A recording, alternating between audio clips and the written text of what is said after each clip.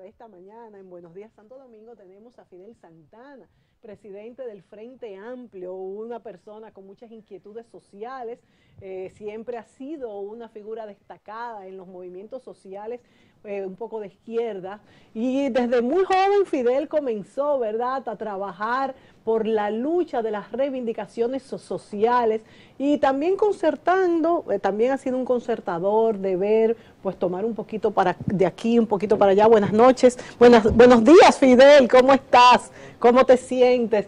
Tantos programas que hacemos de día y de noche que ya, y como está lloviendo, está medio oscuro. Fidel, ¿cómo ves al país en este momento? Tenemos muchas cosas en el tapete. Por un lado, los escándalos de Odebrecht, por otro lado, la aprobación de las leyes de la ley de los partidos políticos que a ustedes les toca muy de cerca.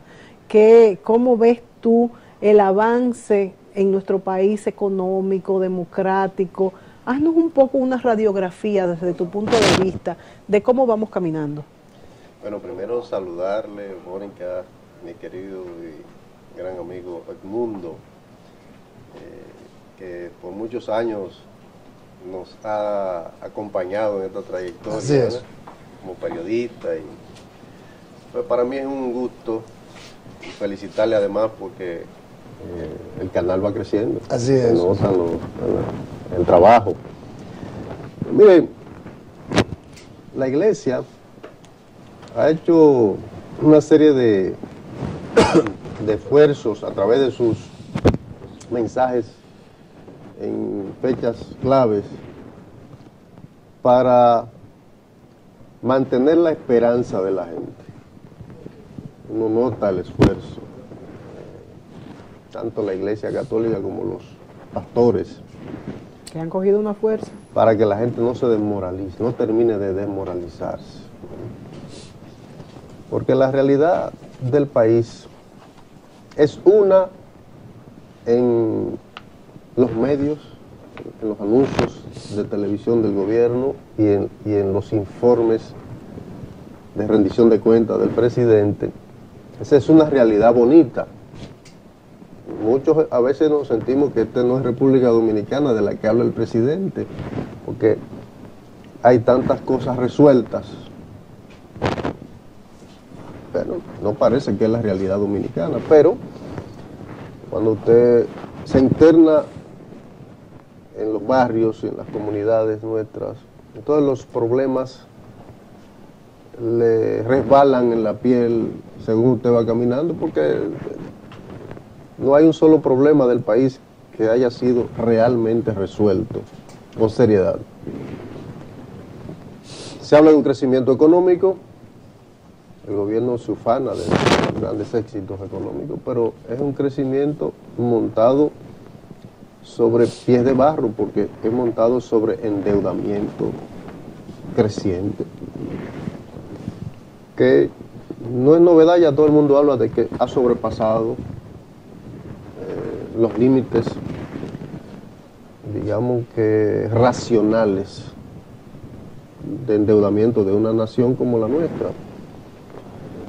Y ni hablar de indicadores como el desempleo, que recientemente el gobierno, en su felicitación a los trabajadores y trabajadoras, no hace más que manipular las cifras del desempleo en el país, presentar lo que no es. En términos conservadores, el propio Banco de Reserva Central reconoce que sobrepasa el 13 o 14% del desempleo, y eso usando una estrategia de manipulación, porque se computan como empleos muchísimas ocupaciones informales que más bien son mecanismos de sobrevivencia de la gente. El que está vendiendo venta en una esquina lo computan como un empleo informal, porque si realmente hicieran...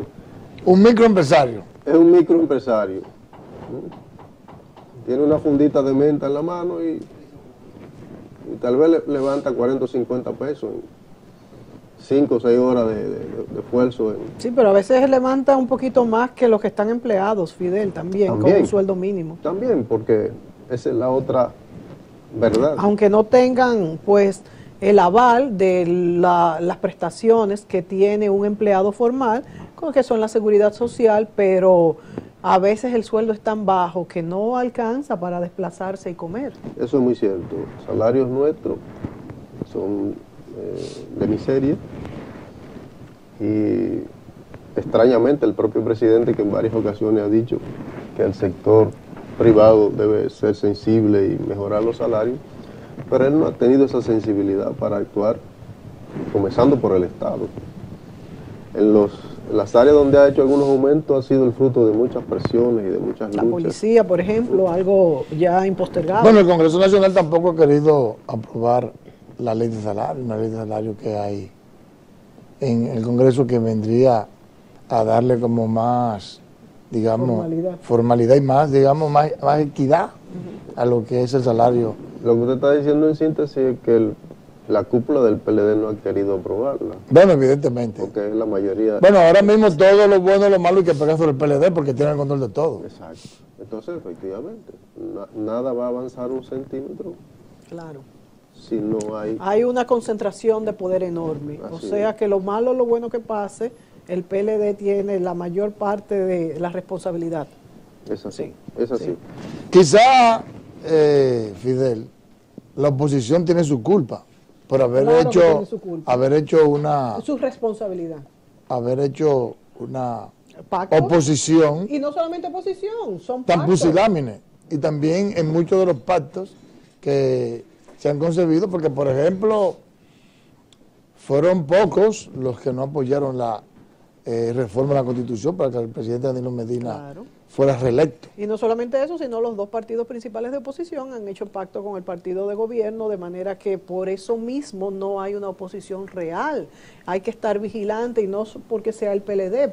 La democracia se basa justamente en eso, que los opositores están vigilantes para pues corregir cualquier cosa que el partido de gobierno vaya haciendo mal. Y en el mismo sentido, Fidel, que hablabas, es importante apuntar que se pelea por el aumento del sueldo mínimo, que es muy importante porque es indudable que no alcanza para lo que es la canasta familiar. Pero ni los empleados del gobierno están regidos por esta ley de sueldos mínimos, y de los 5 millones de personas y pico, vamos a decir, que es la masa que puede trabajar en la República Dominicana, solamente 1.4 creo que está empleado formalmente, y de esos tendríamos que sacar la parte del gobierno. O sea que estamos hablando de bastante pocas personas que, aunque claro que es muy importante, pero no soluciona el problema del país.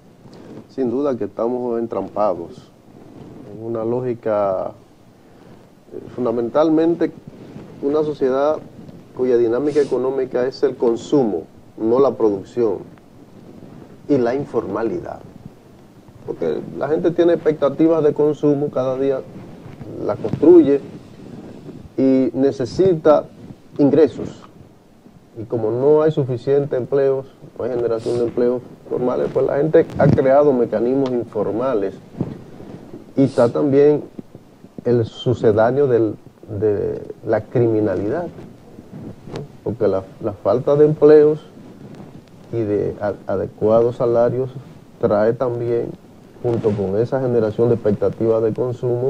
Me gusta mucho esa frase de las expectativas de consumo llevan a tantas cosas que a veces no son las mejores. Así es, porque hay que entender, por lo menos para explicar el tema, todo el mundo quiere ser valorado socialmente, y esta sociedad ha transformado los mecanismos de valoración social del prestigio por un quehacer sano, lo ha cambiado a la cantidad de bienes que exhibe la gente. Quien tiene más prestigio. Quien exhibe mejores ropas, mejor calzado, mejor carro, tiene más prestigio. Y todos quieren ser valorados socialmente. Y cuando usted se encuentra un muchacho de un barrio que también quiere que la muchacha bonita le ponga asunto, lo mire, y resulta que la muchacha le pone asunto es al que anda en el carro más bonito, entonces él quiere también que lo miren. Claro. ¿Sí? Y si la sociedad no ha tenido mecanismos para generar precisamente respuesta a esas expectativas de consumo, pues de algún modo no se apunta a la solución de los graves, y es uno de los problemas más serios que tiene la sociedad dominicana en estos momentos: la inseguridad ciudadana, la criminalidad, el desempleo, los llamados NINI. ¿Tú crees que si el Que además están consumiendo droga, que eso todavía los frustra más y los enloquece más? Sí, porque son los empuja más a mecanismos delinquir. de evasión, porque las frustraciones también, la ansiedad del día a día sin respuesta, lleva a mucha gente a evasiones. Sí.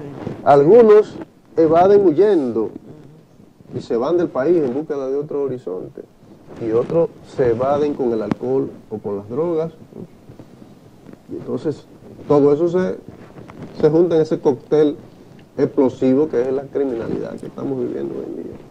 Estas expectativas de consumo, como tú apuntabas, Fidel, son muy peligrosas cuando no son satisfechas y cuando en una sociedad lo que se valora simplemente es lo que se ve, lo que se exhibe, lo que se compra con dinero. Cuando no hay con qué comprarlo, entonces, como tú bien dices, comienza una criminalidad que no solamente tiene que atenderse pues poniendo sanciones, que claro que es muy importante, pero también hay que darle oportunidades a esos jóvenes, a esas personas, para que puedan tener pues un escape o cómo trabajar, porque si no se hace difícil. ¿Cómo ves la atención de la criminalidad en este momento con el aumento de sueldo a los policías? Se está haciendo un esfuerzo, sin embargo, hemos visto que la criminalidad y los robos siguen en las calles. Mira, es justo, policías y militares necesitan atención en términos de salario y condiciones de trabajo más dignas. Pero eso solo no resuelve la problemática. Hay que comenzar primero por el ejemplo de los que dirigen, porque en un país que los que dirigen se lo han robado todo, hacia abajo lo que la gente percibe es que si los que dirigen roban y no pasa nada, ¿verdad? Entonces parece que ese es el camino. Es una desmoralización. Una desmoralización colectiva, que parte de los que dirigen. Es lo primero que hay que resolver, es decir, la autoridad moral tiene que ser recuperada en los que dirigen el país, para que eso pueda tener efectos hacia abajo. Segundo, es necesario una policía cercana a la gente, y esa tiene que ser una policía comunitaria, una policía que se configure con jóvenes bachilleres de los mismos barrios y las comunidades, y esa policía nacional entonces sirva de soporte en los grandes ejes, ¿verdad?, de circulación de gente, y también en las investigaciones, etcétera, etcétera. Pero conocen la gente. Esa policía cercana, que es la que sabe cuando entró un tigre que no es del barrio, porque son de ahí, y además son una contención a los delincuentes de cada comunidad porque los conocen. Entonces, hasta que no recurramos a eso, y acompañado eso de un plan de inversión real en la juventud, para que practique deporte, para que estudie, para que realice actividades culturales. Muchísimo de ese dinero que está en los bolsillos de funcionarios corruptos bien pudiera ser parte de un gran programa de becas a jóvenes para estudiar, para practicar deporte y para participar en grupos culturales. Y si usted combina todas esas cosas en poco tiempo, incluso yo he hablado de un programa para generar precisamente microempresas con jóvenes y mujeres madres solteras, porque lo que está haciendo el gobierno con las ayudas estas, que no hace más que reproducir la pobreza, si cada mes el gobierno tomara, por decir algo, 1000 de esas personas que reciben esta miseria, tarjetas, por ejemplo, de solidaridad, y le acumula lo que van a recibir en un año, y le dice, mire, este es el capital para que ustedes empiecen una empresa, que el propio gobierno le va a comprar lo que ustedes produzcan. Ustedes van a producir almuerzo para los niños que están en la escuela, están detenidas, venga, nosotros le vamos a dar juntos el dinero, les vamos a poner y vamos a ayudarlo para que ustedes... Que las ayudas sean destinadas a algo específico Y a que tengan un crecer, principio a y que un la gente fin. crezca, deje de tener la Se mano... puede insertar Claro. en el modelo productivo. Eso puede ser otra lógica. Porque ahora la lógica a la que acude este gobierno es la dádiva que al mismo tiempo mantiene a la gente amarrada políticamente, porque se ha denunciado y a todas luces es el clientelismo más vulgar. Usted tener a la gente atada a una dádiva de miseria que no le permite salir de la pobreza, pero que es un mecanismo para llevarlo a votar. Las personas que se ayudan con las tarjetas y estas ayudas diversas pasan bastante del millón de personas. Así es, sí, claro. Es una masa de votantes que lo tiene cautivo el gobierno. Esto hay que analizarlo, porque la verdad es que tiene su parte buena y como tú dices, pero que sea indefinida y sin un comienzo y un fin no es bueno. No, porque si es un programa en el que posteriormente se da el paso a eso, Claro. entonces vale la pena. Cambiando de tema, está en boga la discusión de la ley de partidos políticos, la ley de régimen electoral, la necesidad de que estas leyes existan para evitar que de alguna manera no colapse, algunos llegan a esos términos, el sistema de partidos políticos, y para que haya más niveles de transparencia en el proceso electoral y en las votaciones propiamente dichas. ¿Cómo tú ves este proceso? Mira, pues ha correspondido la suerte de ser parte de la comisión bicameral que está estudiando varias iniciativas en torno al tema de la ley de partidos y la ley electoral. El hecho de que un partido minoritario, el Frente Amplio, tenga Una voz claro. en ese espacio es para nosotros muy importante y es el fruto de una visión democrática y de participación que desde la presidencia de la Cámara de Diputados ha estimulado Lucía Medina, que ha tenido el gesto de conformar la parte de la Cámara de Diputados que va a esa comisión bicameral con los voceros de todos los partidos que estamos en la Cámara de Diputados, y eso le da pues un sentido más participativo a esta discusión. Creo que el país tiene una oportunidad de institucionalizar más la dinámica política. Hay temas nodales que yo espero que esa ley resuelva, como el tema del financiamiento, la transparencia del financiamiento de la política, el tema de la democracia interna en los partidos, para que parte de estas franquicias políticas dejen de ser propiedad de 2 o 3 y realmente esté sustentada en leyes su dinámica interna. Hay temas trascendentales en esta discusión, el tema, por ejemplo, de el llamado arrastre, un tema difícil porque los diputados trabajan para los senadores y es un tema difícil de abordar y darle solución porque difícilmente los senadores se quieran despojar de ese privilegio. Claro. Sí. Pero la sociedad requiere más democracia. Algunos están planteando incluso dejar atrás el voto preferencial. Bueno, pero eso depende también, porque por ejemplo, quizás en una demarcación específica puede crearse la siguiente situación. El partido o los diputados de un partido político son más fuertes, pero no así el senador. Entonces, quizás a ti te puede convenir, o por ejemplo, de los partidos, digamos el PLD, vamos a ver si puedo graficar adecuadamente. Digamos el PLD, que puede ser que el senador sea una figura de arrastre. Sin embargo, los diputados no. Al revés, exacto. Sin embargo, los diputados no. Entonces, quizás no te conviene irte tú, competir, te conviene más irte solo que irte tomando en cuenta el arrastre de los diputados, porque el otro candidato de oposición puede tener mejores diputados, pero tener peor imagen que tú. O sea, depende de la coyuntura de cada. Pero en este tema yo diría que más que la conveniencia a uno u otro partido, hay que pensar en la conveniencia de la democracia. Porque si la democracia queremos que se cualifique, la idea del voto preferencial ha buscado esa posibilidad. Algunos quieren devolverse y volver a las listas. En el Frente Amplio decimos no, lo que hay es que cualificar el voto preferencial y proponer en esta ley un voto preferencial abierto y desbloqueado.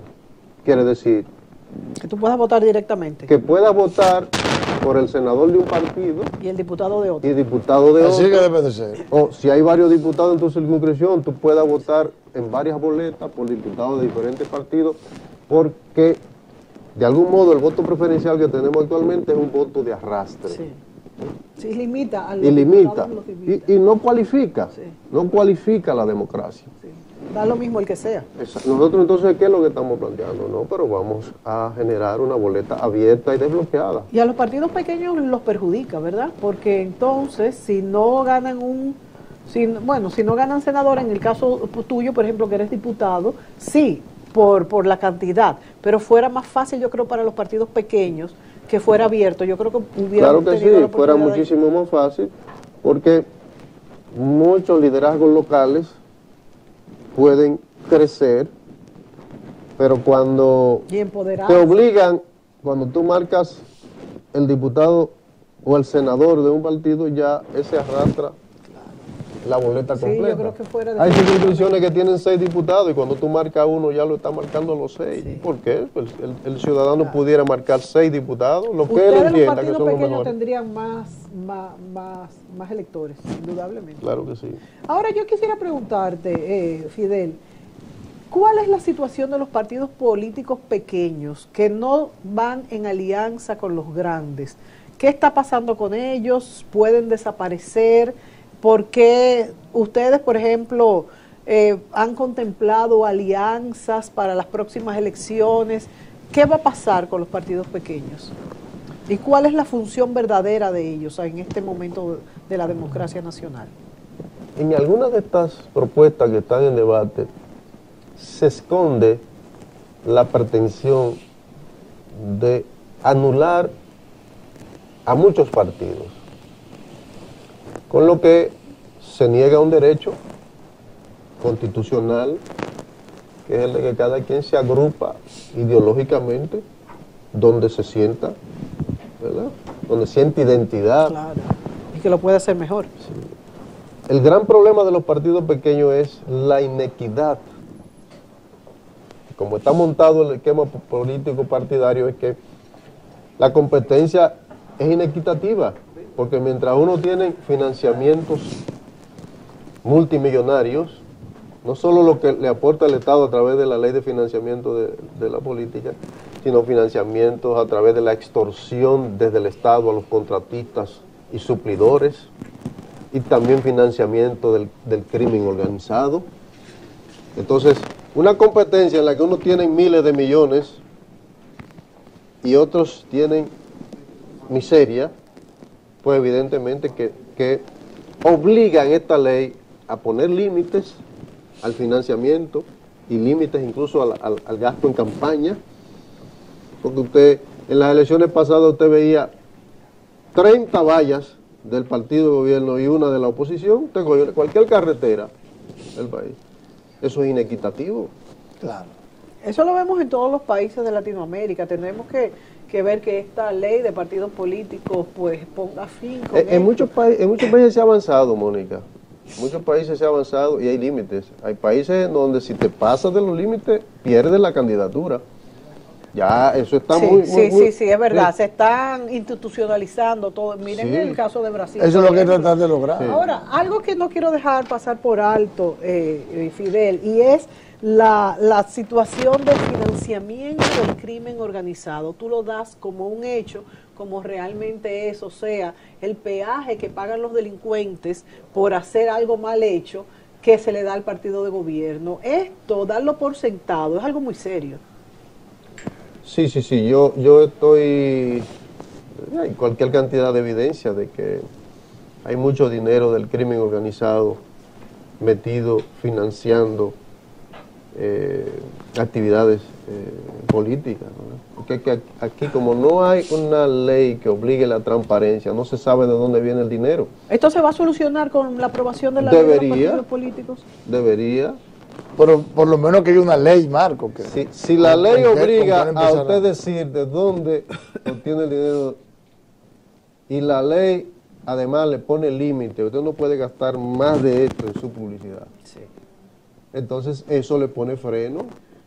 No es que lo desaparece, pero le pone unos límites y ¿verdad?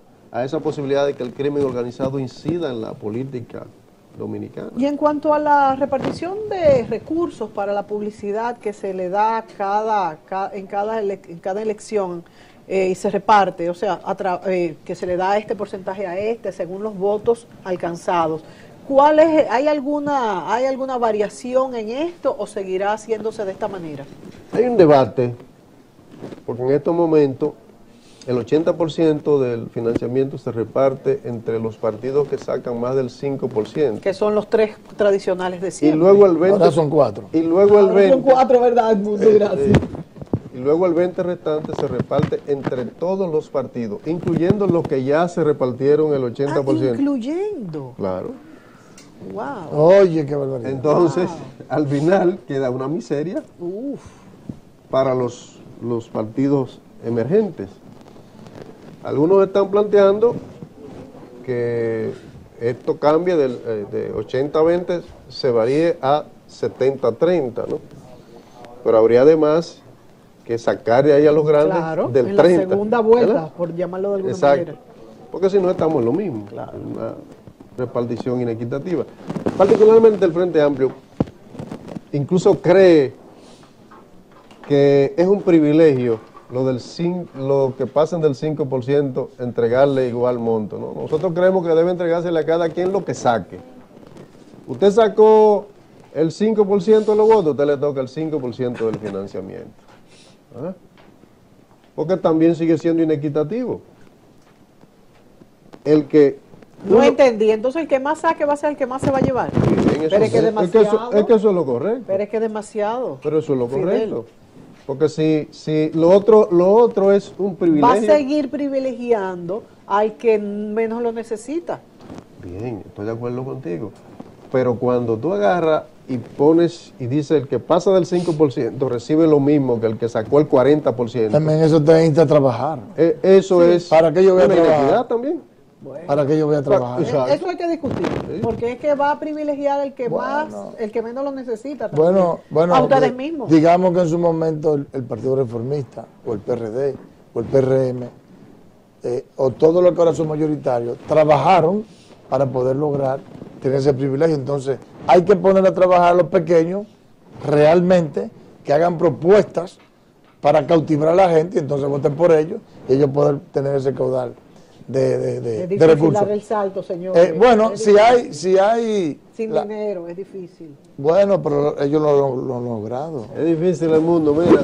Es difícil. como que a ti te pongan a competir con CNN. Claro, es difícil, sin un chela en el bolsillo. No es tan La sencillo. audiencia del programa de ustedes, que tiene una calidad 1A. Compárala con CNN en español.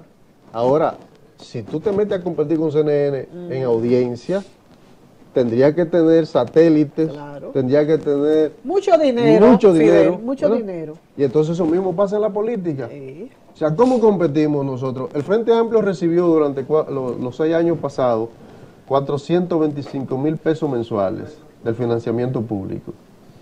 y cada uno de los 3 partidos mayoritarios recibía 19 millones de pesos mensuales. Concho, caramba. Imagínate, ¿qué tú haces con 400? El tiempo se nos agotó. Yo te quiero, no obstante, hacer una preguntita para que me la conteste en un minuto. Yo creo que esa es la misma que yo le iba a hacer, dale. Tú eres profesor de la Universidad Autónoma de Santo Domingo. Así es. En la penúltima proceso de votación, mataron uno y salieron heridos, una desgracia. Y ahora sucede que por el que votaron había sido sometido a la justicia por estafa. ¿Qué está pasando en la Universidad Autónoma de Santo Domingo? Que estos son los paradigmas que se están utilizando como líderes. Mira, yo no me atrevo a adelantar opinión de si ese joven que fue electo es o no culpable de lo que ha salido en los medios. Yo creo que debería la justicia determinar eso, porque nosotros no deberíamos actuar irresponsablemente matándole el futuro a un muchacho, ¿verdad? Está empezando prácticamente su recorrido y pudiéramos estar siguiéndole los pasos al interés de actores de gobierno de anular a ese muchacho que ha ganado unas elecciones. No digo que no sea culpable de lo que se señala, lo que digo es que deberíamos esperar a que se produzca una investigación sobre el caso. De todas maneras, ya al principio del programa hablamos de que hay una descomposición moral que está originada en el mal ejemplo de los que ejercen el liderazgo de la nación. Nada sorprende. Aquí hay altos líderes del país, de los 3 poderes, que han tenido expedientes más grandes que yo, de tamaño, y no ha pasado nada. Hemos perdido la capacidad de sorprender. Eso es muy peligroso. Bien, se acabó el tiempo. Se acabó el tiempo. Como siempre, Fidel, tu participación nos excelente. muchos temas. Vamos a invitar a Fidel próximamente para continuar, porque también nos faltó hablar un poco de nuestro sistema legislativo y judicial. Con gusto, a las órdenes de ustedes siempre. Bien, señores, gracias, Fidel. Vamos a una pausa y venimos con más de Buenos Días, Santo Domingo.